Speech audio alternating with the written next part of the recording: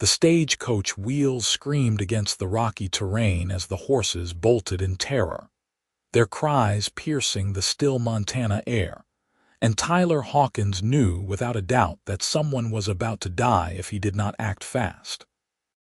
He had been riding parallel to the stage road that September afternoon in 1882, checking fence lines on the northern boundary of his ranch, when he heard the unmistakable crack of splitting wood followed by panicked shouts. His bay gelding, Copper, responded to his urgent pressure before Tyler even had time to think, galloping toward the commotion with powerful strides that ate up the distance between them and disaster. The stagecoach careened wildly as one wheel splintered completely, sending the entire coach tilting at a dangerous angle. The driver fought the reins, but Tyler could see it was useless. The horses were too spooked, probably from a rattlesnake or mountain lion, and the momentum was carrying everything toward a steep embankment that dropped 30 feet into a rocky ravine. Tyler pushed Copper harder, his heart hammering against his ribs. He was not a praying man, had not been since his mother died when he was 12, but he found himself bargaining with God as he raced alongside the runaway stage. The driver was sawing at the reins, his face twisted in concentration and fear, while screams erupted from inside the coach. With precision born from years of working cattle and horses, Tyler maneuvered Copper closer to the lead horse, a big gray that was leading the charge toward destruction. He had seconds to make this work. Leaning far out of his saddle, muscles straining, he grabbed for the cheek strap of the gray's bridle, his fingers closing around leather just as the coach hit another rut. The jolt nearly unseated him, but Tyler held firm, using every ounce of his 180 pounds to pull the gray's head around. Copper, bless his loyal heart, understood what was needed and began angling away from the embankment, adding his strength to the effort. The gray fought at first, eyes rolling white with panic, but Tyler's grip was iron and his voice was steady despite the chaos. "Easy now, easy boy," he called, keeping his tone low and firm. "Easy there." The other horses began to follow the gray's lead, their training overcoming their panic as Tyler and Copper guided them in a wide arc away from the edge. The stagecoach lurched and groaned, threatening to overturn with every rotation of the remaining wheels, but slowly, impossibly, they were slowing down. When they finally shuddered to a stop, Tyler's arms were screaming and sweat poured down his face despite the cool autumn air. He held the team steady for another moment, making sure they had truly calmed, before dismounting and moving to check inside the coach. The driver, an older man named George whom Tyler recognized from town, was already climbing down, his hands shaking. "God Almighty, Hawkins. I thought we were dead for certain. That wheel just gave out and then something spooked them." "Everyone all right?" Tyler asked, already reaching for the coach door. "There's a lady in there, some fancy performer heading to Walla Walla. She was the only passenger today, thank the Lord." Tyler pulled open the door and found himself staring into the most extraordinary eyes he had ever seen. They were the color of warm honey, wide with shock and fear, and they belonged to a woman who looked like she had stepped out of a painting in one of those big city galleries. Her dark hair had come loose from its pins, cascading around her shoulders in waves that caught the sunlight, and her dress, though now rumpled and torn at the shoulder, was clearly expensive silk in a deep emerald green. "Are you hurt, madam?" Tyler asked, extending his hand to help her out. She stared at him for a long moment, as if trying to remember how to speak, and then she placed her gloved hand in his. Her fingers trembled. "I do not believe so," she said, and her voice was something remarkable, rich and clear, even roughened by fear. "Though I confess everything happened so quickly, I am not entirely certain." Tyler helped her down from the coach, noting how she swayed slightly when her feet touched the ground. He kept his hand under her elbow, steadying her, and was struck by how delicate she seemed, how completely out of place in this rugged landscape. She smelled of roses and something else, something sweet he could not name. "Just take a moment," he said gently. "Breathe deep. The shock will pass." She did as he suggested, closing those remarkable eyes and taking several long breaths. When she opened them again, they had cleared somewhat, though he could still see the fear lingering. "You saved our lives," she said. "That driver said we were heading straight for a cliff." "An embankment," Tyler corrected, though it seemed a foolish distinction given the circumstances. "But yes, it would have been a bad fall. A bad fall." She let out a shaky laugh that held no humor. "You have a gift for understatement, sir." George was checking the horses while keeping a nervous eye on the damaged wheel. "Mr. Hawkins, that wheel is done for. The axle is cracked too. This coach is not going anywhere without serious repairs." Tyler surveyed the damage and had to agree. They were still 5 miles from town, and the sun was already starting its descent toward the western mountains. "How much luggage does the lady have?" "3 trunks," George said. "She's one of them opera singers, heading to perform at the new theater they built in Walla Walla." Tyler turned back to the woman, who was now looking distinctly uncomfortable. "I have a ranch about 2 miles east of here. You are welcome to stay there while we send word to town about the coach. They can send out a wagon for your luggage and make arrangements for another stage." The woman bit her lip, a gesture that drew his attention to the fact that her mouth was as lovely as the rest of her. "I could not impose." "Madam, with respect, it is not an imposition. It is going to be dark in a few hours and you cannot stay out here. My ranch is the closest shelter, and my housekeeper will see to your comfort. You will be perfectly safe and proper." She studied him with those intelligent eyes, and Tyler had the distinct feeling she was measuring him, determining whether he could be trusted. He met her gaze steadily, letting her see he meant what he said. "Very well," she said finally. "I accept your kind offer, Mr. Hawkins. My name is Adriana Laurent." Tyler touched the brim of his hat. "Tyler Hawkins, madam. Pleased to make your acquaintance, though I wish the circumstances were better." A hint of a smile touched her lips. "I find I am rather grateful for the circumstances, given the alternative." George agreed to ride one of the stage horses back to town to arrange for repairs and another coach, while Tyler would take Adriana to his ranch. The older man looked relieved to have a plan, and Tyler could not blame him. This could have ended in tragedy, and George knew it. The problem was that Copper, while a fine horse, was not equipped with a side saddle, and Adriana's dress was not designed for riding astride.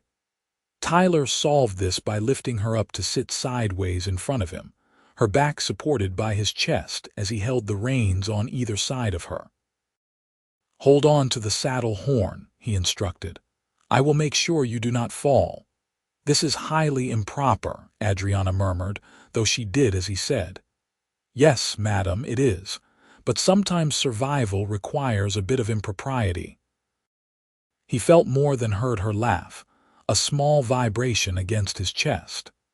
As they started toward his ranch, Tyler was acutely aware of her warmth, her scent, the way strands of her dark hair occasionally brushed against his throat. It had been a long time since he had been this close to a woman, and never to one like this. "Tell me about your ranch," Adriana said after they had ridden in silence for several minutes. "It helps to talk, I find. Keeps the mind from dwelling on what might have happened." Tyler understood that impulse. "It is not much to tell. 200 acres of decent grazing land, a house my grandfather built back in '68, some outbuildings. I run about 300 head of cattle, have 5 horses including Copper here, and employ 2 ranch hands who help with the heavy work." That sounds like quite a lot to me, Adriana said. I confess I know nothing about ranching. I have spent my entire life in cities. Where are you from originally? New York.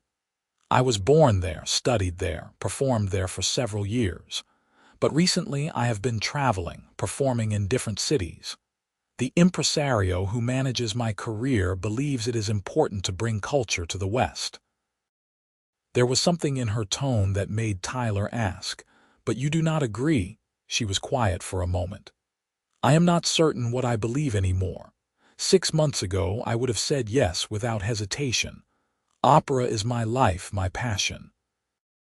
But the constant travel, the endless hotels and trains and stages, never staying anywhere long enough to feel at home." She trailed off. "Forgive me. You must think me terribly ungrateful. I have a career many women would envy." "I think you sound tired," Tyler said honestly. "And that is nothing to apologize for." They rode on, and Tyler found himself telling her about Montana Territory, about the mountains that ringed the valley where his ranch sat, about the hard winters and brief, glorious summers. He told her about rebuilding the ranch after his father died 3 years ago, about the satisfaction of working land that had been in his family for almost 15 years. Adriana listened with what seemed like genuine interest, asking questions that showed she was truly paying attention. By the time his ranch came into view, Tyler realized he had talked more in the past hour than he typically did in a week. The house was a solid 2-story structure built from lodgepole pine, with a wide porch that wrapped around 2 sides. It was not fancy, but it was well maintained and comfortable. As they rode into the yard, the front door opened, and Martha Grayson, his housekeeper, emerged with a look of surprise on her weathered face. Martha was in her late 50s, a widow who had worked for the Hawkins family since before Tyler was born. She had helped raise him after his mother died, and he trusted her completely.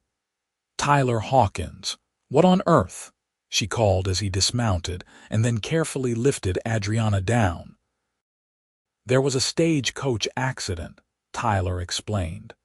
"Miss Laurent here needs a place to stay until arrangements can be made. I was hoping you could see to her comfort." Martha's expression immediately shifted from surprise to concern. Of course. "You poor dear, you must be shaken to pieces. Come inside, we will get you cleaned up and fed." Adriana looked overwhelmed by Martha's brisk kindness. "Thank you. You are very kind." "Nonsense, it is just common decency." Martha ushered Adriana toward the house, already asking questions about injuries and needs. Tyler sought a copper, giving the faithful horse an extra measure of grain as thanks for his performance that afternoon. His ranch hands, Pete and Johnny, had been out checking the herd but returned as he was finishing up. He explained the situation, and they immediately offered to ride out to the rec stage to guard it and Adriana's luggage until the town wagon could collect everything. By the time Tyler made it back to the house, evening was settling over the valley in shades of purple and gold. He found Adriana in the kitchen, cleaned up and wearing one of Martha's simpler dresses, which was slightly too large but serviceable. Her hair was braided neatly down her back, and she looked younger somehow, less like an exotic performer and more like an ordinary woman, except there was nothing ordinary about Adriana Laurent. Even in borrowed clothes with her face scrubbed clean, she was stunning. Martha had set out a meal of beef stew, fresh bread, and canned peaches. They ate at the kitchen table, which felt natural somehow, less formal than the dining room would have been. Adriana had a healthy appetite, which pleased Martha to no end. "I must confess," Adriana said as she finished her second bowl of stew, "this is the best meal I have had in months. Hotel food becomes tedious after a while." "A body needs good sustenance," Martha declared, "especially after a shock like you have had today." Tyler found himself watching Adriana as she and Martha talked, noticing the way candlelight brought out golden tones in her dark hair, the expressiveness of her hands as she spoke, the musical quality of her laugh. He wondered what it would be like to hear her sing, to hear that speaking voice transformed into something even more powerful. After dinner, Martha showed Adriana to the guest room upstairs, and Tyler retreated to his study to catch up on ranch accounts. But his mind kept wandering to the woman sleeping under his roof, to the feel of her in his arms during their ride, to those extraordinary honey-colored eyes. He told himself it was foolish to think about her this way. She was an opera singer from New York City, a woman whose life was as different from his as night from day. She would be gone as soon as the stage company arranged new transportation, probably within a day or two at most. There was no point in letting his thoughts linger where they had no business going. But as Tyler finally climbed the stairs to his own room, he paused outside the guest room door, wondering if she was sleeping peacefully, or if nightmares of the accident plagued her dreams. He had the strangest urge to knock to check on her, to hear her voice one more time before the day ended. Instead, he forced himself to keep walking. Whatever this feeling was, he would master it. He had to. The next morning dawned clear and cold with frost glittering on the grass. Tyler was up before sunrise as always, completing his morning chores before returning to the house for breakfast. He was surprised to find Adriana already up and sitting at the kitchen table with Martha, both women nursing cups of coffee. "Good morning," Adriana said, and Tyler was struck by how rested she looked, how the strain from yesterday had eased. "I hope you do not mind that I invaded your kitchen." "Not at all. How did you sleep?" "Better than I have in weeks, actually." "Your guest bed is far more comfortable than most hotel mattresses." Martha set a plate of eggs, bacon, and fried potatoes in front of Tyler. "I was just telling Miss Laurent that George sent word early this morning. The stage company cannot get another coach out here until tomorrow at the earliest, possibly the day after. Some problem with available vehicles." Tyler looked at Adriana, trying to read her reaction. "I hope that does not cause problems with your performance schedule." "I am supposed to open in Walla Walla in 5 days," Adriana said. "So there is still time, barely. The impresario will not be pleased about the delay, but there is nothing to be done about it." "You are welcome to stay here as long as necessary," Tyler said. "We have plenty of room." "You are very generous." Adriana wrapped both hands around her coffee cup as if drawing warmth from it. "I feel I should be more distressed about the delay, but truthfully I find I am rather relieved." "Is that terrible?" "Not terrible at all," Martha said firmly. "You have been pushing yourself too hard. Anyone can see that. A few days of rest will do you good." Tyler ate his breakfast and tried not to stare at Adriana like some lovesick schoolboy. But it was difficult when she was sitting right across from him, sunlight streaming through the window and illuminating her face, making her skin glow and her eyes shine like amber. After breakfast, Tyler needed to ride out to check on a section of fence that Pete had reported damaged. To his surprise, Adriana asked if she could come along. "I have been cooped up in stage coaches and trains for so long," she explained. "The idea of riding through open country sounds wonderful, if it is not too much trouble, that is." "No trouble," Tyler said, though his heart had started beating faster at the prospect of spending more time with her. "But we do not have a side saddle. You would have to ride astride, and that would mean borrowing some of my clothes." "I do not mind if you do not." Martha found some old pants that Tyler had outgrown, and a shirt that could be made to fit with some strategic pinning. When Adriana emerged from her room dressed in men's clothing, Tyler had to remind himself to breathe. The pants hugged her curves in a way her dress had not, and she had tied her hair back with a piece of ribbon, giving her an almost boyish look that was somehow even more appealing than her formal elegance. He saddled a gentle mare named Daisy for her and watched as she mounted with surprising grace. "Have you ridden before?" "Some when I was a girl. My father kept horses at our country house in the Hudson Valley, but it has been years." Tyler kept Copper to a walk as they headed out, giving Adriana time to find her seat and remember the rhythm of riding. She was clearly rusty, but she had good instincts and was not afraid.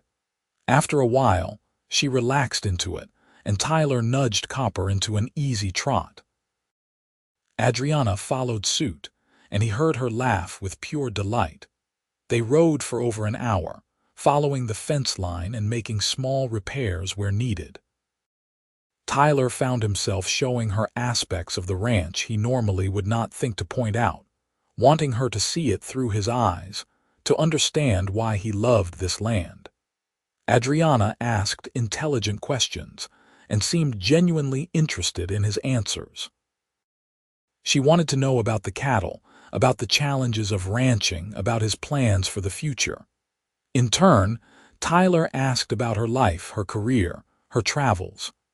"I started singing when I was 6 years old," Adriana told him as they paused to let the horses drink from a stream. "My mother recognized that I had a voice and was determined that I should train properly. She came from a musical family in Italy and had given up her own aspirations when she married my father. I think she saw me as a second chance. Did you want it? The training, the career?" Adriana considered the question. "I did, yes. I loved singing from the beginning. It felt like the most natural thing in the world, like breathing. And I loved performing, loved the feeling of connecting with an audience through music. But I am not sure I understood what I was choosing, how consuming it would become." "Do you regret it?" "No," she said, but there was hesitation in her voice. "At least, I do not think I do. But lately, I have found myself wondering what else there might be. Whether there is more to life than the next performance, the next city, the next triumph or failure."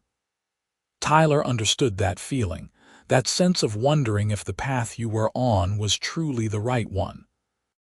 He had felt it himself after his father died, when he had to decide whether to keep the ranch or sell it and pursue something easier. They rode back to the ranch in companionable silence, and Tyler realized with a start that he felt more comfortable with Adriana than he had with anyone in years. There was something easy about being with her, despite their different backgrounds. She did not put on airs or pretend to be something she was not. She was simply herself, and he found that utterly compelling. That afternoon, while Tyler worked on equipment repairs in the barn, he could hear Adriana's voice through the open windows of the house. She was singing, not opera but something simpler, a folk melody he half recognized. Her voice was even more beautiful than he had imagined, soaring and pure, filled with emotion that made his chest tighten. He stopped working, just listening, transfixed. The song was in English, something about lost love and longing, and the way Adriana sang it made Tyler feel every word in his bones. When she finished, there was a long moment of silence, and then Martha's voice offering enthusiastic praise. Tyler returned to his work, but the sound of her voice stayed with him, echoing in his mind like a melody he could not forget. Over the next 2 days, a pattern emerged. Tyler would do his morning chores, then spend time with Adriana, showing her different parts of the ranch, riding with her through the valley, teaching her things he had learned from a lifetime of working this land. Adriana soaked it all up like a sponge, asking questions, trying her hand at various tasks, laughing at her own mistakes. She helped Martha in the kitchen, learning to make bread and can vegetables. She sat on the porch in the evenings and sang, her voice carrying across the yard and into the pastures, soothing the horses and cattle. She read books from Tyler's small library, curled up in his father's old chair by the fireplace, looking like she belonged there. And Tyler fell deeper in love with her with every passing hour. He had not meant for it to happen.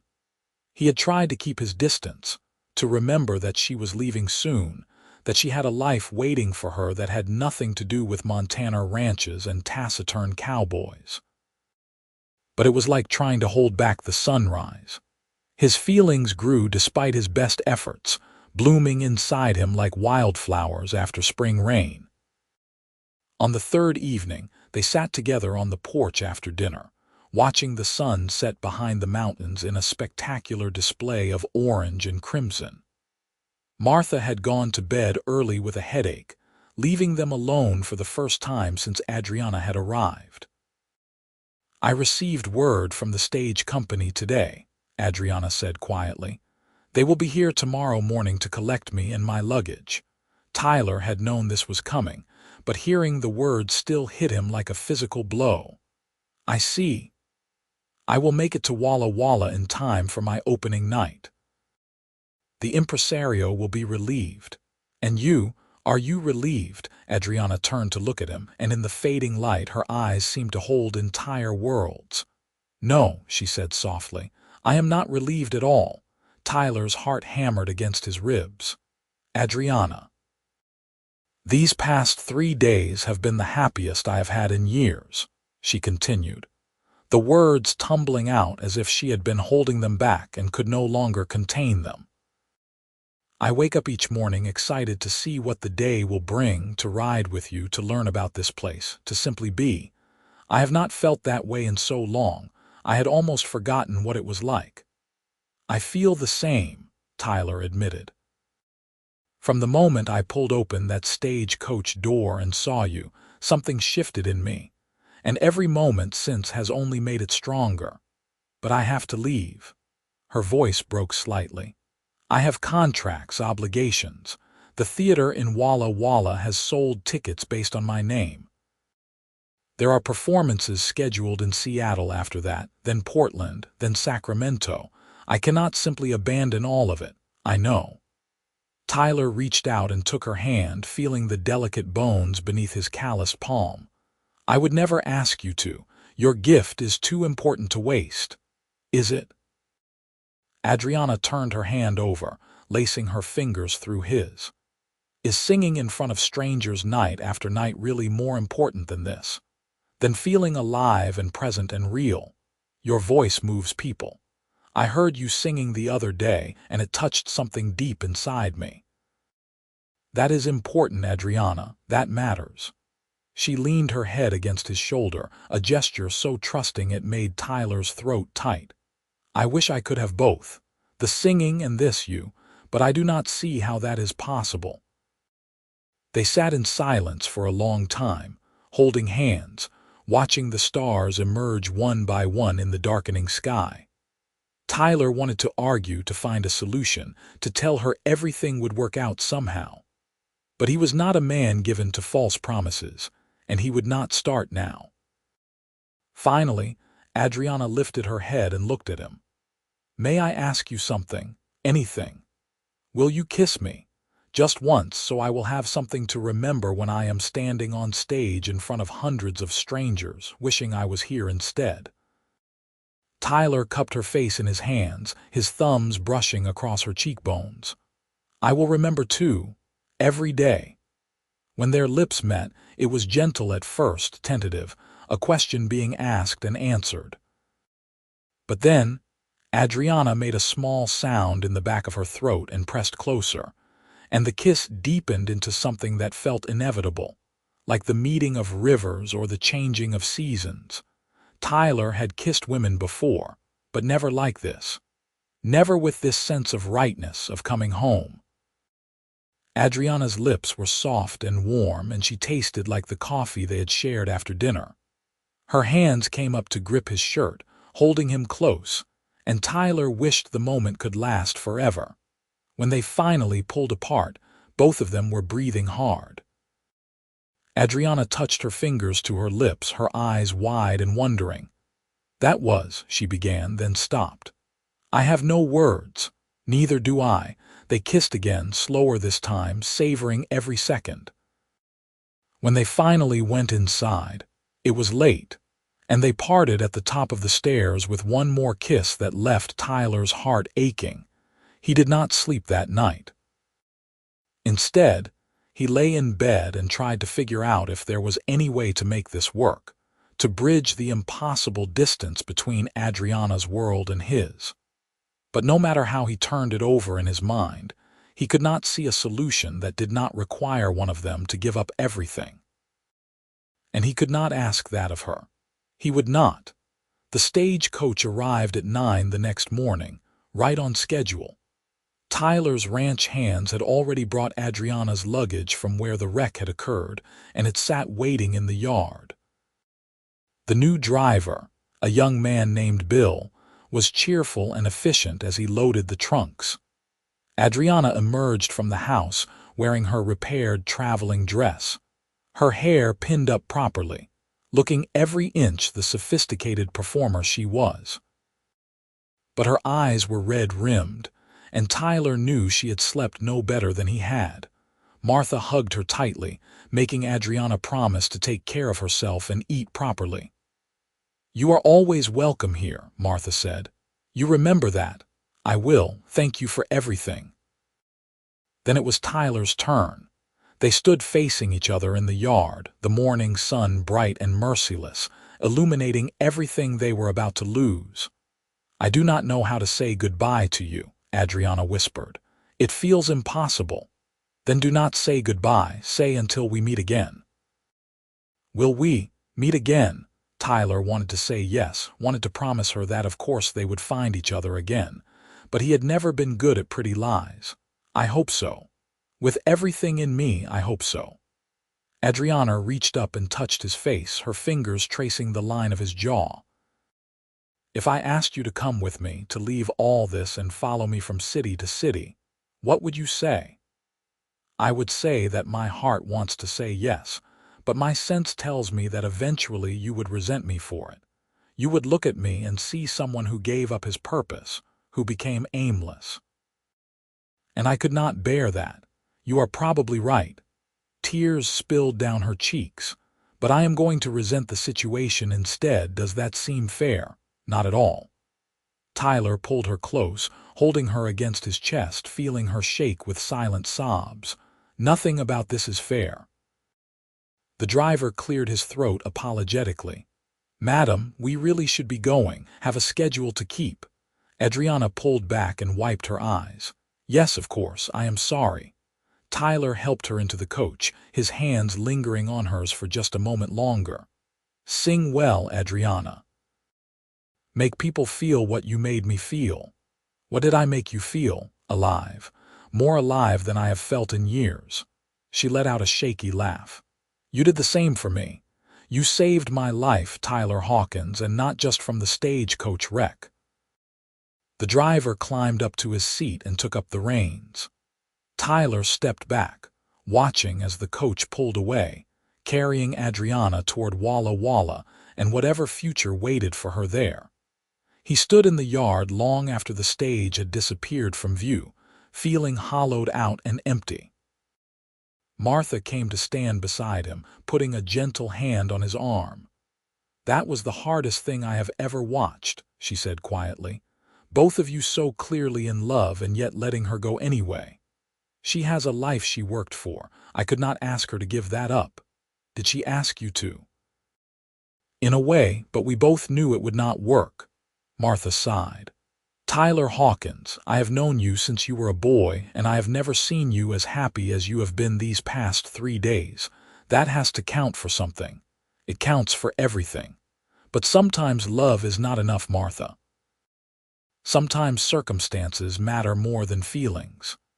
He walked away before she could respond, heading toward the barn and the work that waited there. Work had always been his refuge, his way of dealing with pain or uncertainty. It would have to be enough now. The days that followed were some of the hardest Tyler had known. He threw himself into ranch work, pushing himself to exhaustion each day so he could sleep at night. But even exhaustion could not stop him from dreaming of honey-colored eyes and a voice that could break your heart with a single note. Pete and Johnny noticed his dark mood but were wise enough not to comment on it. Martha tried to draw him out, but Tyler remained stubbornly closed off. He did not want comfort or sympathy. He wanted to stop feeling this ache in his chest every time he thought of Adriana, which was approximately every 5 minutes. A week after she left, a package arrived for him on the regular stage. Inside was a program from Adriana's opening night performance in Walla Walla, along with a letter written in elegant script. The letter read, "Dear Tyler, my opening night was a success, at least according to the critics and the audience. I received 3 curtain calls and a standing ovation. The impresario is pleased. My career is back on track. I should be happy. But I stood on that stage and sang of love and loss, and all I could think about was you.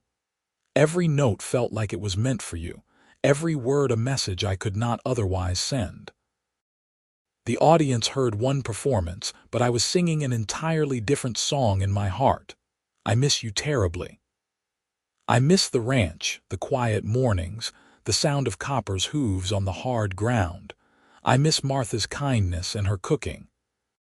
But mostly I miss you, your steady presence, your honest eyes, the way you made me feel seen in a way I have not felt in years. I do not know what to do with these feelings. They do not fit into the life I have built, but I cannot seem to dismiss them either. You have become lodged in my heart like a splinter, impossible to remove and constantly making me aware of your absence. I hope you are well. I hope your cattle are thriving and your fences are sound. I hope you are not as miserable as I am, though a selfish part of me hopes you might be, just a little. So I know I am not alone in this, with all my heart." Adriana. Tyler read the letter 3 times, then carefully folded it and put it in his desk drawer. He wanted to write back, but what could he say? That he was miserable too. That he woke up every morning reaching for someone who was not there. That would only make things worse for both of them. Instead, he tried to move forward. He attended a dance in town and let the blacksmith's daughter, a sweet girl named Sarah, talk his ear off about her garden. He went to church on Sunday and listened to the new pastor preach about accepting God's will. He bought 3 new breeding cows at auction and felt nothing but tired satisfaction at the practical investment. Life went on as it always did. But the color had gone out of it somehow, leaving everything in shades of gray. 3 weeks after Adriana left, Tyler was in town picking up supplies when he overheard 2 men talking at the mercantile. "Did you hear about that opera singer in Walla Walla?" one said. "The one who was supposed to go on to Seattle." Tyler's head snapped up. "What about her?" The man looked surprised at his vehemence. "Well, apparently she collapsed right on stage in the middle of a performance. They say it is exhaustion, that she has been pushing herself too hard for too long." Tyler's blood went cold. "When did this happen?" "Few days ago." "Read about it in the territorial newspaper. Caused quite a stir, I guess. The theater had to cancel all the remaining shows." Tyler did not remember finishing his business in town. He did not remember riding back to the ranch or telling Martha what he had heard. He only knew that by the time evening fell, he had made a decision. He would go to Walla Walla. He would make sure Adriana was all right. And then, if she would listen, he would tell her what he should have said from the beginning, that he loved her, that he would find a way to make it work, that no obstacle was too great if it meant they could be together. Martha approved of his plan without hesitation. "About time you came to your senses. That girl needs you, and Lord knows you need her. The ranch will be fine. Pete and Johnny can handle things for a while, and I will keep an eye on everything. You go get your girl."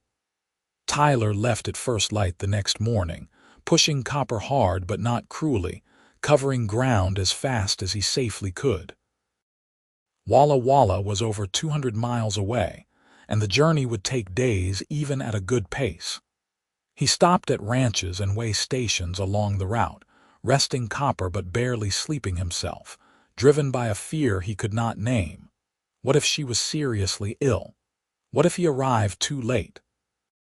What if she had moved on and no longer wanted to see him? That last fear seemed the most likely and the most terrifying. 3 weeks had passed. Adriana might have had time to reconsider their brief time together, to decide it was just a fleeting infatuation born from the drama of the Stagecoach accident. She might be embarrassed that she had been so open with her feelings, but Tyler had to try. He had to know. He reached Walla Walla on the 4th day, riding into town exhausted, covered in trail dust, but determined. The town was larger than he expected, bustling with activity. The new theater was easy to find, a grand building on Main Street that looked out of place among the rough-hewn storefronts. Tyler tied Copper outside and went through the stage door, ignoring the protests of a stagehand who tried to stop him. He found the theater manager's office and knocked firmly. "Yes," called an irritated voice. Tyler opened the door without waiting for permission. The man inside, thin and well-dressed with wire-rimmed spectacles, looked up in annoyance. "Can I help you? I am looking for Adriana Laurent. I heard she was ill." The manager's expression softened slightly. "Miss Laurent is no longer here. After her collapse, I sent word to her family in New York. Her father came and took her home 3 days ago. He was quite angry about the whole situation, blamed me for working her too hard." The man sniffed, "As if I forced her to perform." "She is the one who insisted on maintaining her schedule despite obvious fatigue." Tyler felt his world tilt. "She is in New York." "Yes, on a train heading east. Left Tuesday morning. Now, if you will excuse me, I have a theater to run and no headliner, which is causing me considerable difficulty." Tyler walked out in a daze. New York. Adriana was on a train to New York, across the entire country, further from him than ever. He stood on the sidewalk, trying to decide what to do. He could go after her, but how? The trains were faster than any horse. By the time he reached New York, weeks would have passed. She would be back with her family in her old life. She might not even want to see him, but the alternative was giving up going home, accepting that he had lost her. And Tyler found he could not do that. He found a telegraph office and sent a message to Martha, telling her he would be gone longer than expected. Then he went to the train station and used nearly all his available cash to buy a ticket east. The next train left in 6 hours. He used the time to sell Copper to a livery owner, promising himself he would buy the faithful horse back someday, then cleaned up at a boarding house and ate his first real meal in days. When he boarded the train that evening, Tyler had never felt more out of place. The car was full of well-dressed travelers, businessmen and ladies with their children, people who belonged in this world of steel rails and coal smoke. He was a rancher in his best clothes, which still marked him as a rough Westerner, but none of that mattered. He was going to Adriana, and he would deal with everything else when he got there. The train journey was interminable. Tyler watched the landscape change outside the windows, the mountains giving way to plains, then to forests, then to the increasingly settled east. Each mile took him further from everything familiar, everything that had shaped him. He thought about what he would say to Adriana when he found her, how he would convince her that they could make this work. He had no plan, no guarantee of success. He only had the certainty that he loved her, and that life without her was not really living at all. The other passengers gave him curious looks, but mostly left him alone. Tyler kept to himself, reading and rereading Adriana's letter until he had every word memorized. By the time the train pulled into Grand Central Station in New York City, Tyler had been traveling for 8 days. He stepped onto the platform and was immediately overwhelmed by the noise, the crowds, the sheer scale of everything. Buildings rose higher than he had imagined possible. People rushed past in clothes that marked them as city dwellers, their faces closed and hurried. Tyler had never felt more like a stranger. He found a modest hotel near the station and took a room. Then he began the task of finding Adriana. He remembered she had mentioned her father's name in passing during one of their conversations, Benjamin Laurent. Tyler found a city directory at the hotel and located a Benjamin Laurent living on Fifth Avenue. The next morning, Tyler dressed in his best shirt and jacket and made his way to Fifth Avenue. The neighborhood was even more overwhelming than the train station, full of mansions that made his ranch house look like a shack. The Laurent home was a 3-story brownstone with an iron fence and a small front garden. Tyler stood across the street for several minutes, gathering his courage. Then he crossed and climbed the steps to the front door, ringing the bell before he could second-guess himself. A butler answered, eyeing Tyler with poorly concealed disdain. "May I help you? I am here to see Miss Adriana Laurent. My name is Tyler Hawkins. Miss Laurent is not receiving visitors. Good day." The butler started to close the door, but Tyler put his hand out to stop it. "Please. I came all the way from Montana Territory. I need to see her." "Sir, I must insist. Who is it, Charles?" A woman's voice came from inside, cultured and commanding. "A gentleman from Montana, madam. He is asking for Miss Adriana." There was a pause, then footsteps.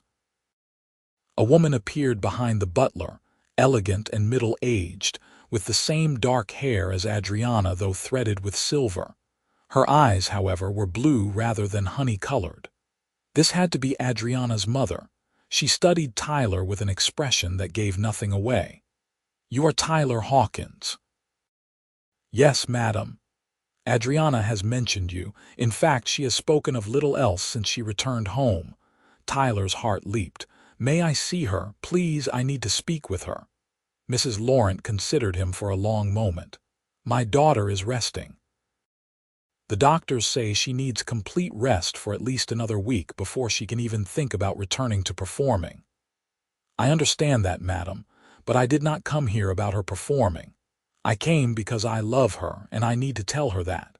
Something shifted in Mrs. Laurent's expression.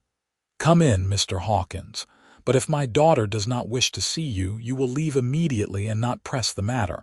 Is that clear?" "Yes, madam, perfectly clear." Tyler followed her into a foyer that was bigger than his entire ranch house kitchen.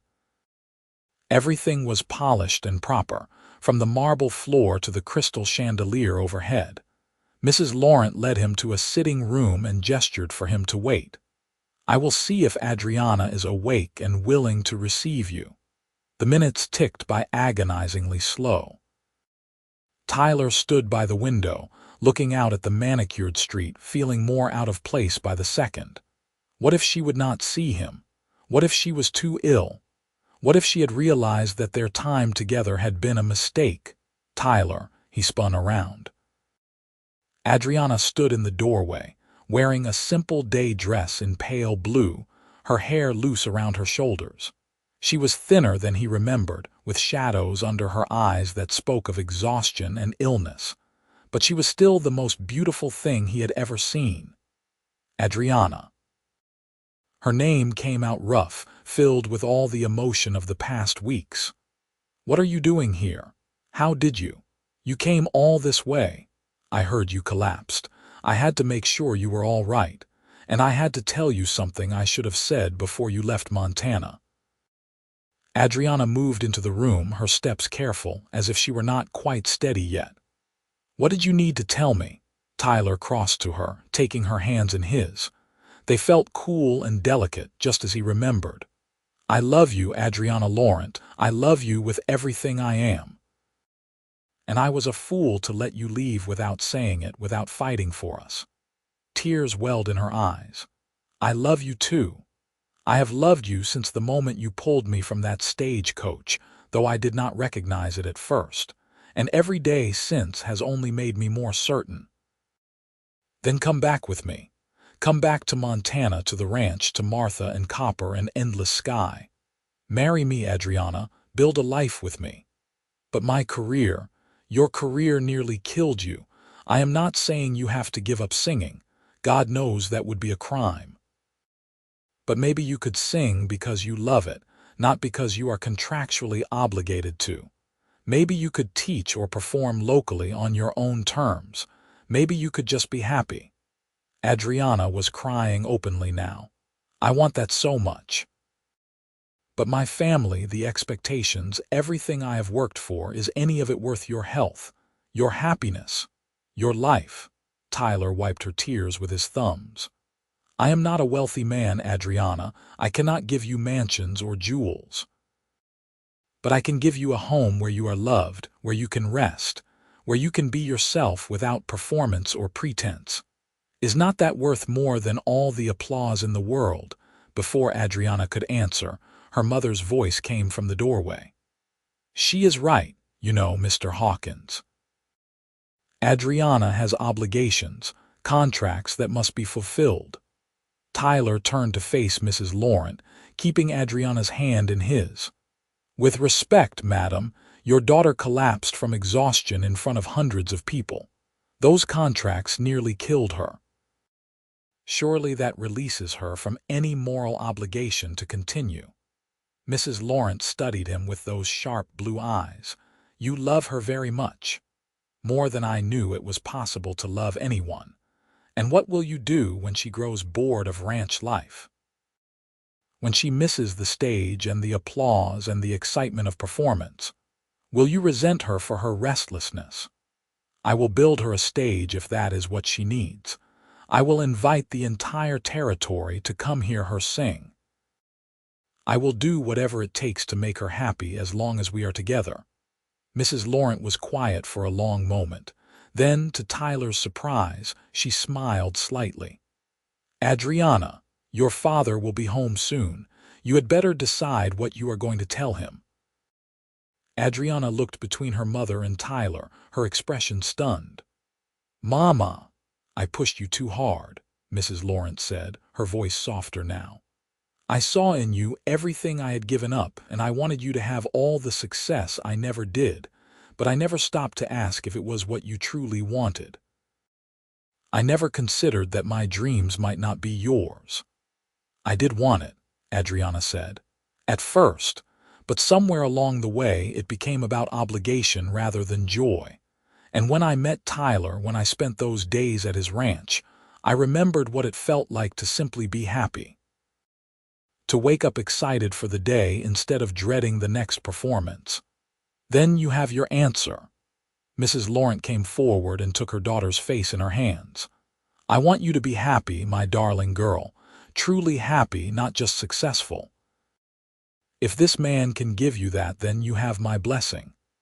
Adriana threw her arms around her mother, sobbing. Tyler stepped back, giving them a moment, his heart so full he thought it might burst. When they finally pulled apart, Adriana turned back to him, her face radiant despite the tears. "Yes. Yes. Yes, I will marry you. Yes, I will come back to Montana. Yes to everything."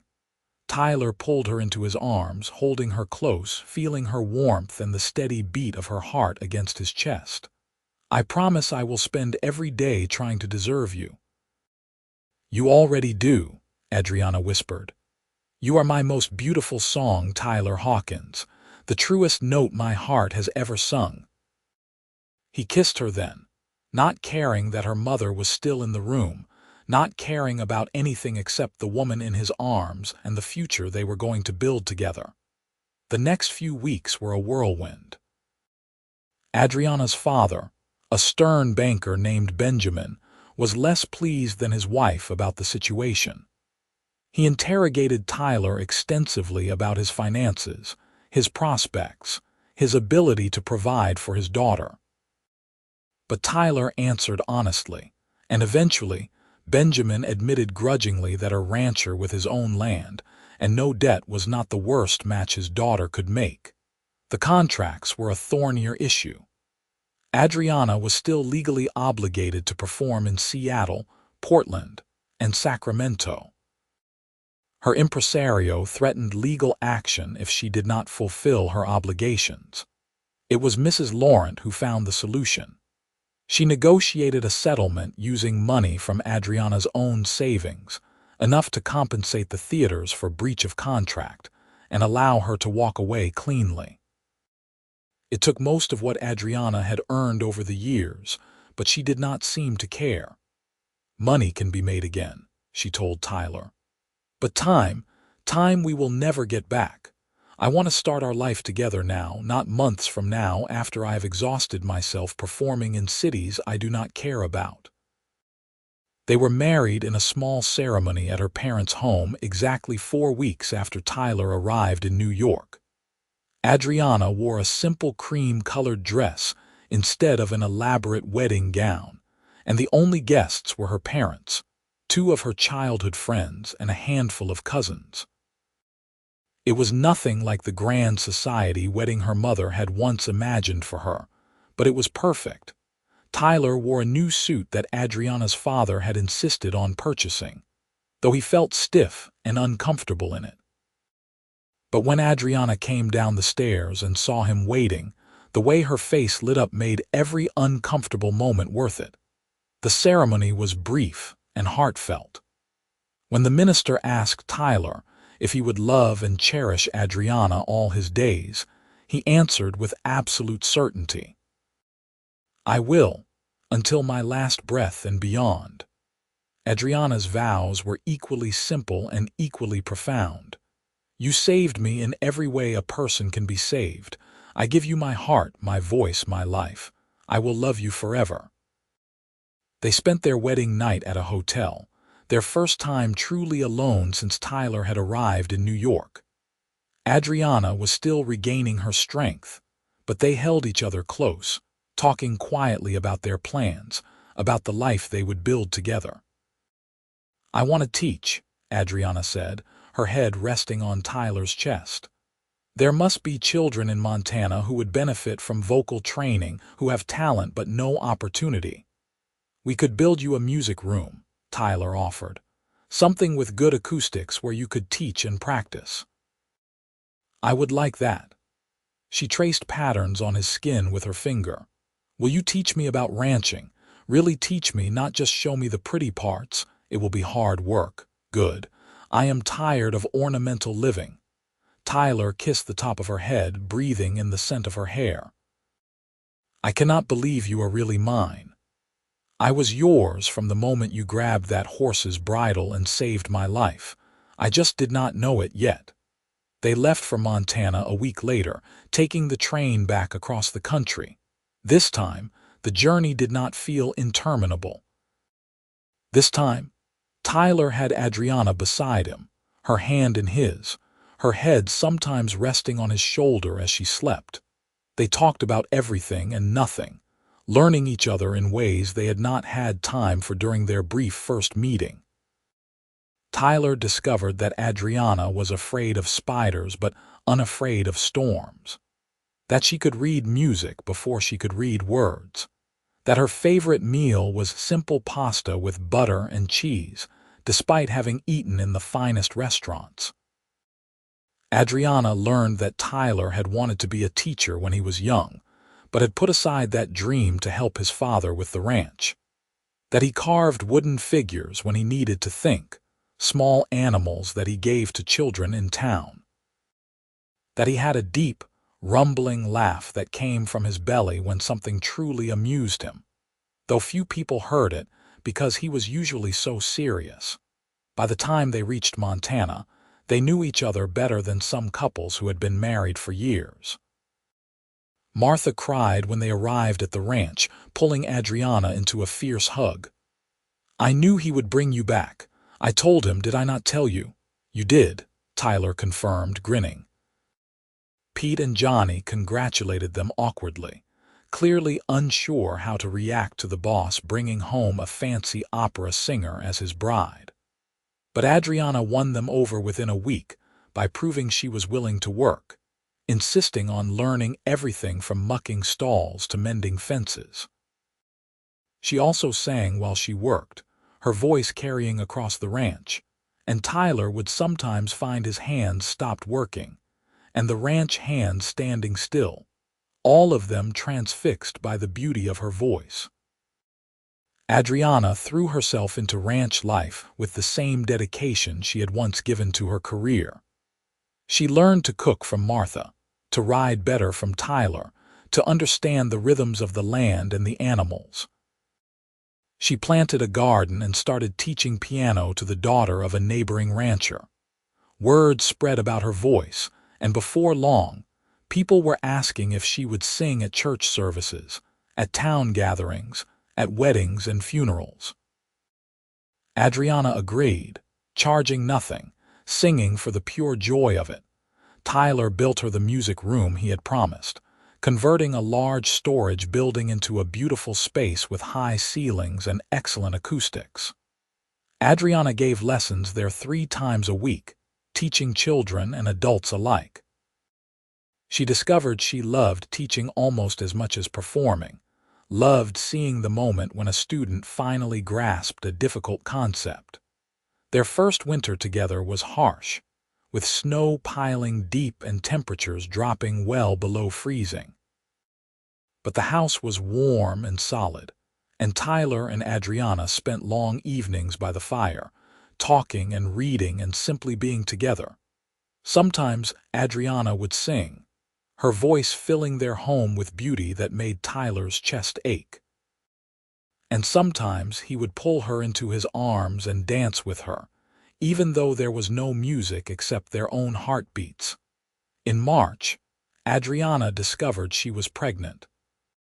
She told Tyler one evening while they were sitting on the porch watching the sunset, the same place where they had first kissed. "We are going to have a child," she said simply. Tyler froze, his mind trying to catch up with the words. "A child?" "Yes, I saw the doctor in town today. He confirmed it.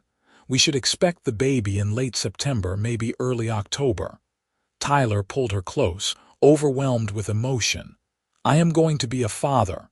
"Are you happy?" Adriana asked softly. "Happy does not begin to cover it. I am terrified and elated and grateful all at once."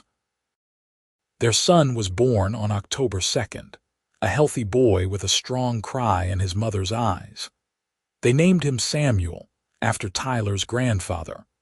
From the first moment, Tyler held his son, feeling the weight of that small body in his arms.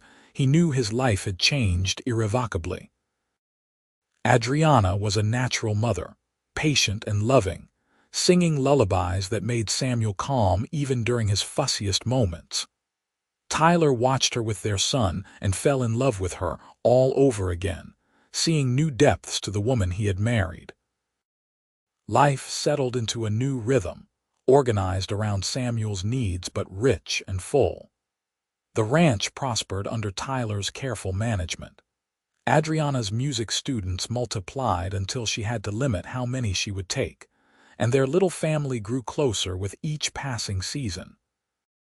When Samuel was 2, Adriana became pregnant again. Their second child was a daughter, born in spring, with dark hair like her mother and her father's serious expression.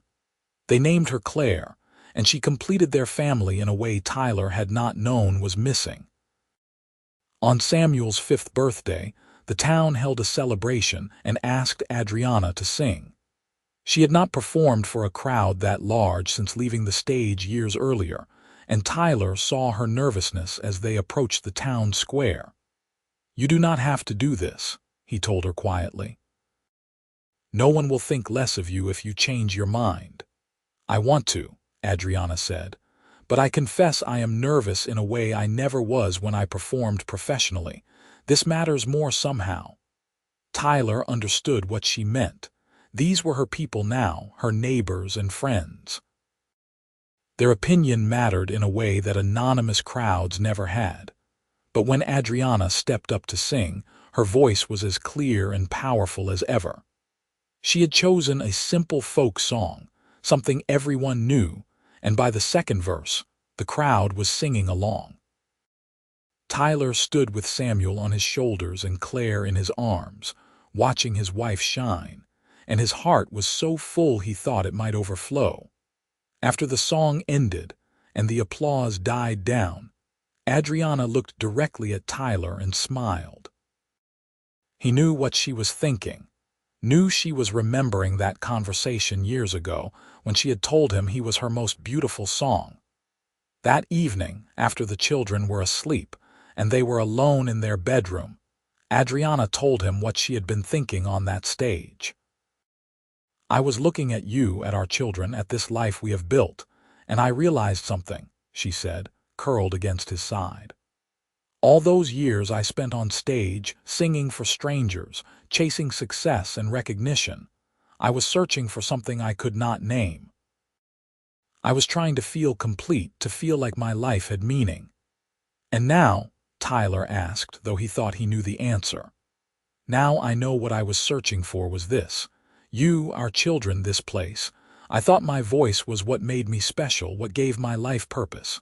But I was wrong. This is what gives my life purpose. The love we share, the family we are raising, the community we are part of. My voice is just one small part of who I am." Tyler kissed her forehead. "Your voice is a gift, Adriana. Do not diminish that. I am not. But it is not the only gift, and it is not what defines me.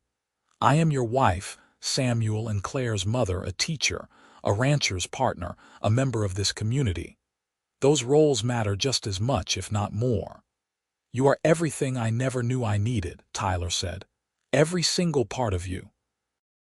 Years passed, marked by the slow, steady rhythm of ranch life. Samuel grew tall and serious, showing an early aptitude for working with horses. Claire was more like her mother, expressive and musical, singing before she could speak in full sentences. Tyler and Adriana added on to the house as their family grew, building more bedrooms and expanding the music room. Martha eventually retired, though she stayed in a small cottage on the ranch property, unable to fully leave the place and people she loved. Pete and Johnny remained loyal workers, eventually bringing on their own sons to help as the ranch expanded. Adriana never returned to professional opera, but her legacy lived on through her students. 2 of them went on to successful singing careers, always crediting Mrs. Hawkins with giving them their foundation. Others simply learned to love music, enriching their own lives and communities. On their 10th wedding anniversary, Tyler commissioned a music box as a gift for Adriana. When opened, it played a melody he had hummed to her once, years ago while they were working in the garden together. He had not known she had remembered it, but when the music box played, Adriana's eyes filled with tears. "You remembered," she whispered. "I remember everything about you. Every word, every smile, every song." They danced in their living room to the music box's tinny melody, and it was more romantic than any grand ballroom could have been. When Samuel turned 16, Tyler began teaching him the full scope of ranch management, preparing him to eventually take over. Samuel was eager to learn, asking intelligent questions, showing respect for the land and animals.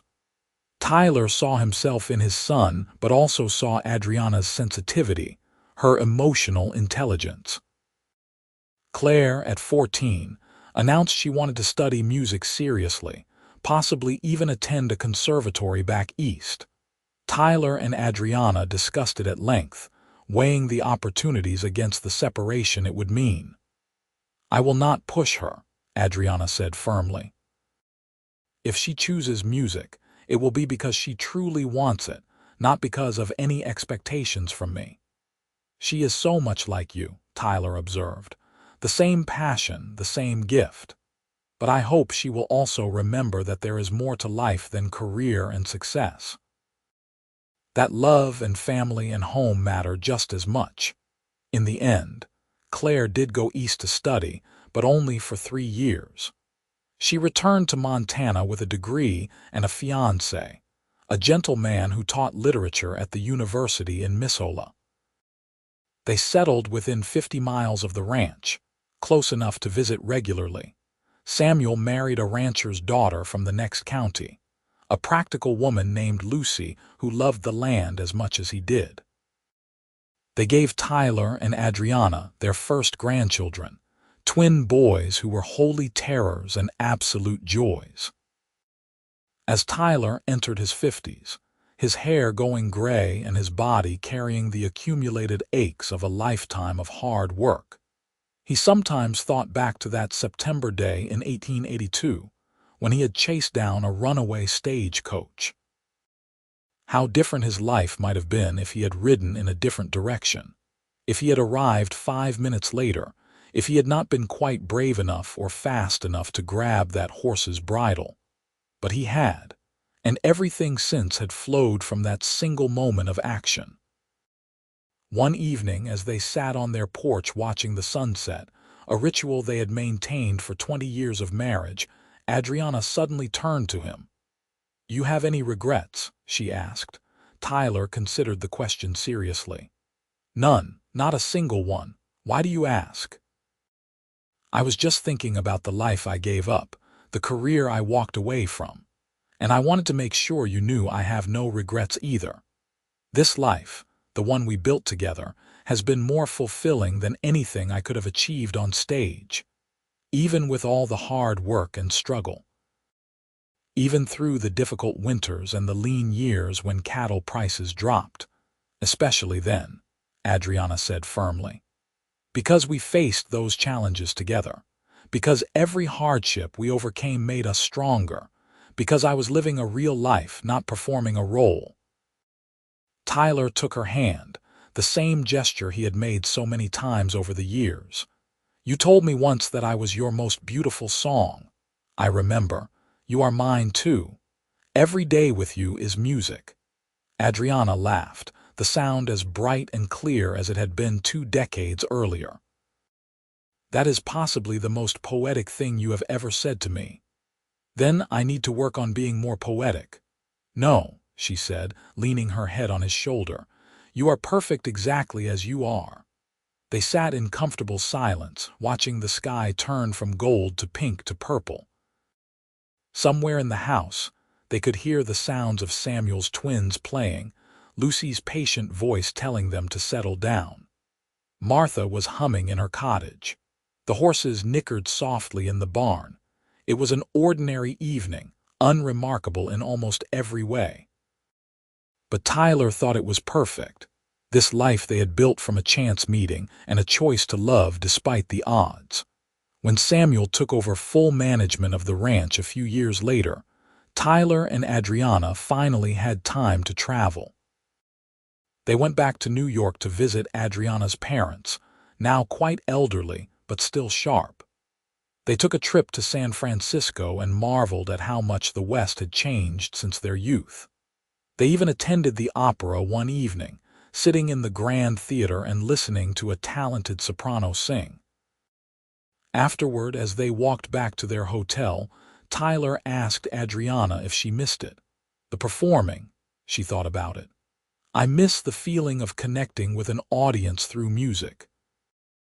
But I have found other ways to connect, through teaching, through singing in church, through the lullabies I sang to our children and now sing to our grandchildren.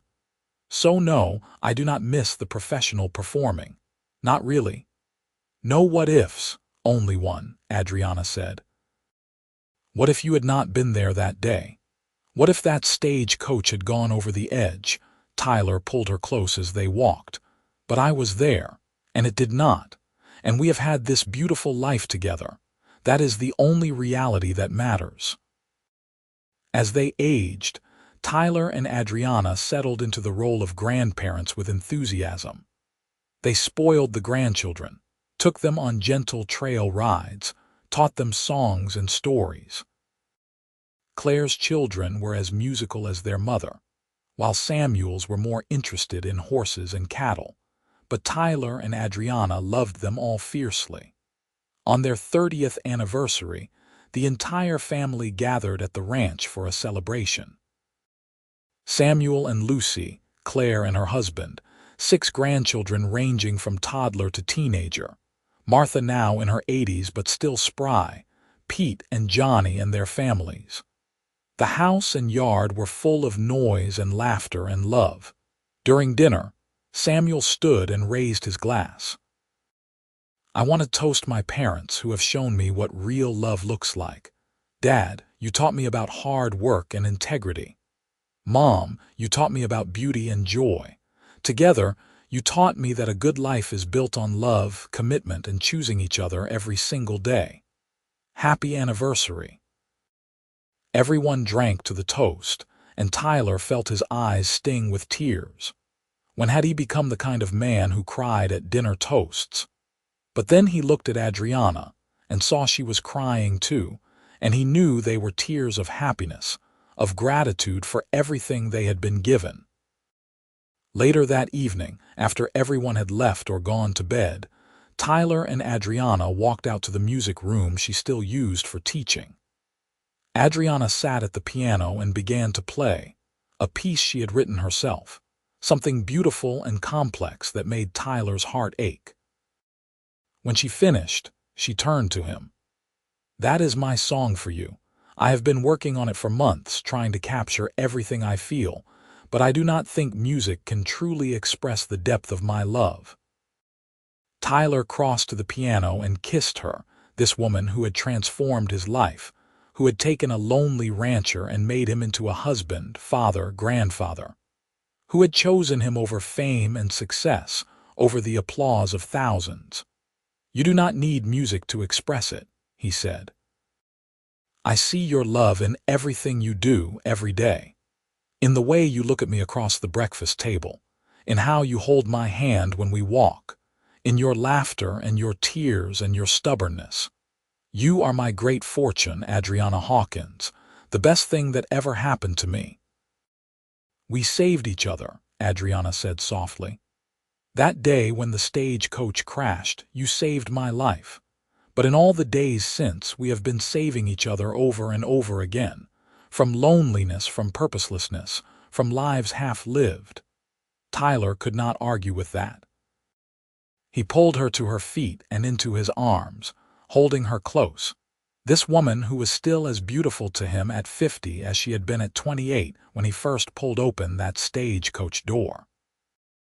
They swayed together gently, dancing to music only they could hear, the music of a life well lived and a love that had endured. As the years continued to pass, Tyler and Adriana aged gracefully, their love deepening with time rather than fading. They watched their grandchildren grow up, celebrated Samuel and Lucy's 25th anniversary, attended Claire's performances when she occasionally sang locally, welcomed great-grandchildren into the world. The ranch remained in the family, passed down to Samuel but still home to Tyler and Adriana.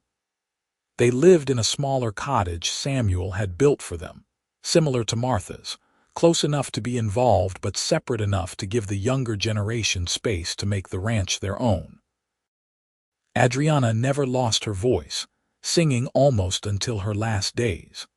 Tyler would often wake to find her humming while she gardened, her voice perhaps not as powerful as it once was but still pure and true.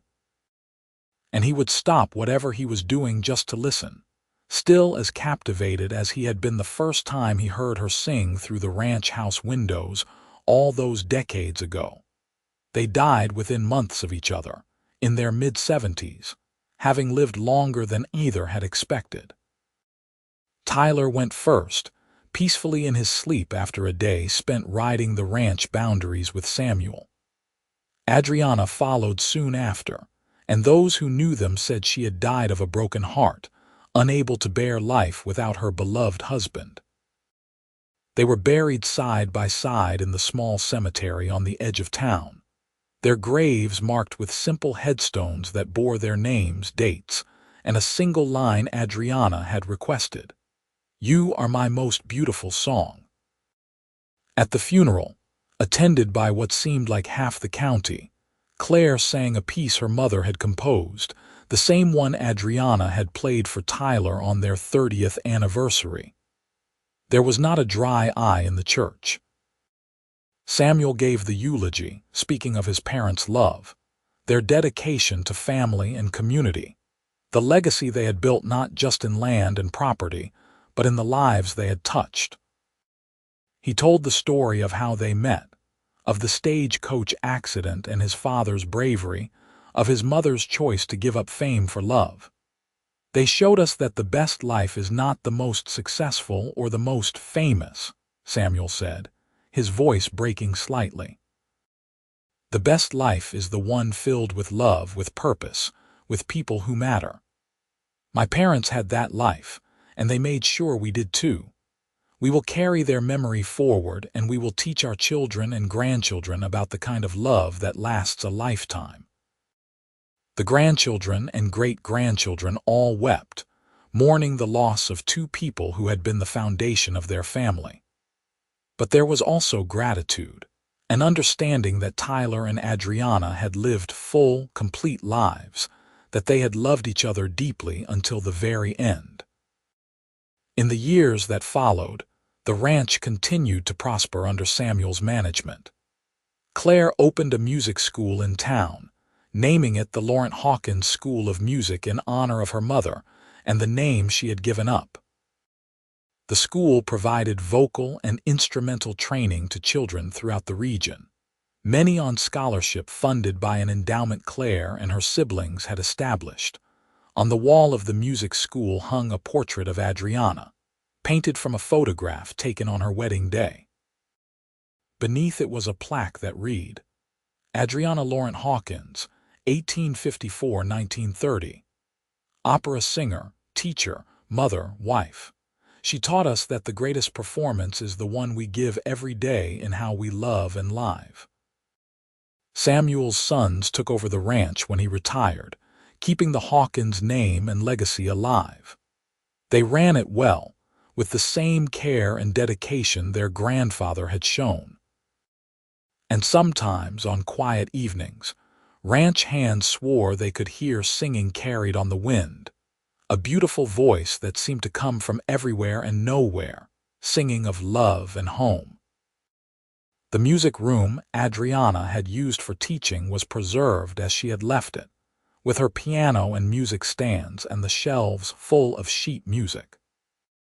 Claire's grandchildren sometimes practiced there, and they said they felt their great-grandmother's presence, a warmth and encouragement that helped them push through difficult passages.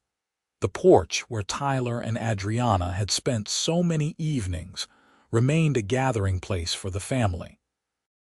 During reunions and holidays, the family would sit there together, telling stories about Tyler and Adriana, keeping their memory alive for new generations. The grandchildren told their own children about the stagecoach accident, about Tyler's bravery and Adriana's beauty, about how their great-grandparents had fallen in love against all odds and built a life that became the foundation for dozens of descendants. The story grew in the telling, becoming almost legendary. The runaway stagecoach became more dramatic with each retelling, the rescue more heroic, the romance more passionate. But at the heart of every version was the same truth. Tyler Hawkins had saved Adriana Laurent from a stagecoach wreck, and she had saved him right back. Together, they had built something that lasted far beyond their own lifetimes. A century after that fateful September day in 1882, the ranch was still in the family, though much expanded and modernized. The town had grown, but the cemetery remained, carefully tended, with Tyler and Adriana's graves still side by side. Descendants still came to visit, bringing flowers, telling their children and grandchildren about the couple who had started it all. And sometimes, during the golden hour when the sun set behind the mountains in shades of orange and crimson, people swore they could see two figures on the old porch, sitting close together, watching the day end. Just shadows and tricks of light, of course. But everyone who saw it felt a warmth in their chest, a sense that love like Tyler and Adriana's did not really end, that it endured beyond death, woven into the land and the family and the very air itself. The music school Claire founded continued to thrive, producing talented musicians who went on to successful careers, but also stayed connected to their roots. Every year, the school held the Laurent Hawkins Memorial Concert, featuring students and alumni performing pieces that Adriana had loved or composed. At these concerts, there was always a moment of silence for Tyler and Adriana, and then someone would sing a simple folk song, the kind Adriana had preferred in her later years. The audience would join in, voices blending together, and in that moment, everyone felt connected to something larger than themselves, to a love story that had become part of the community's identity. The Stagecoach wreck itself became a local landmark. The site was marked with a plaque, telling the story of what had happened there, how it had led to one of the great love stories of the region. Tourists sometimes stopped there, reading the words and trying to imagine that moment when Tyler had grabbed the horse's bridle and changed the course of two lives. As for the ranch, it remained beautiful and productive, a testament to Tyler's hard work and vision. The house he had built onto still stood, enlarged by successive generations but retaining its original core. The music room was now a museum of sorts, preserved exactly as it had been, a shrine to Adriana's memory and her contributions to the community. On the wall of that music room hung the letter Adriana had written to Tyler after her performance in Walla Walla, carefully framed and protected.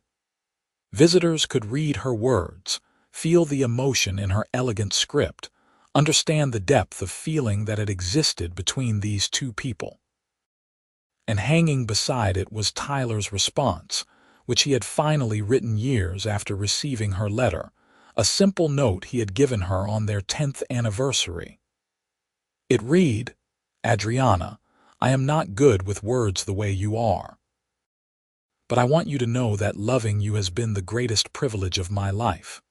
Every day with you is a gift I do not deserve but will cherish forever. You are my heart, my home, my everything. Yours always, Tyler." Together, these two letters told a story of love, of choosing each other, of building something beautiful from a chance encounter. They reminded everyone who read them that life's greatest treasures are not fame or fortune but connection, commitment, and love that endures. The Laurent Hawkins family continued to grow and spread, some staying in Montana, others moving to different parts of the country and world. But they all carried the story with them, passing it down like a precious heirloom.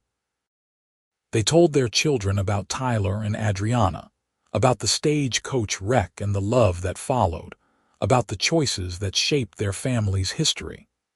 And in telling these stories, they kept Tyler and Adriana alive in a way that transcended death.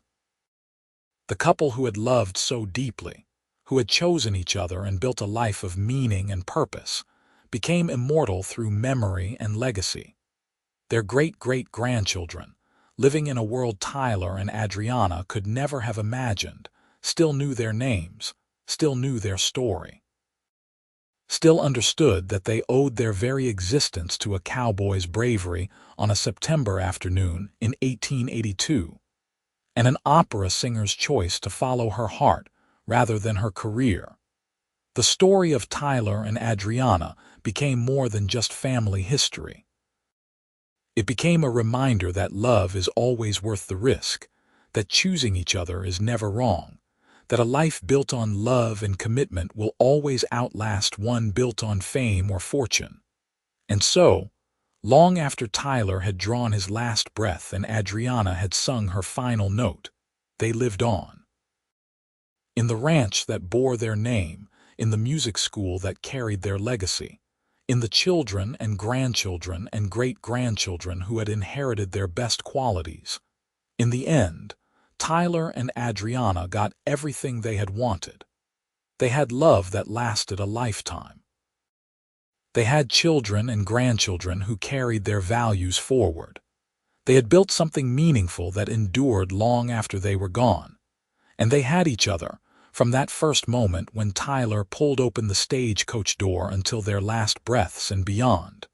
That was their story. A cowboy who saved an opera singer from a stagecoach wreck. An opera singer who declared that Cowboy was her most beautiful song. Two people who found each other against impossible odds and built a love that became legendary. It was a story of courage and choice, of risk and reward, of finding home in another person. It was a story that reminded everyone who heard it that love is the most powerful force in the world, capable of transforming lives and creating legacies that span generations.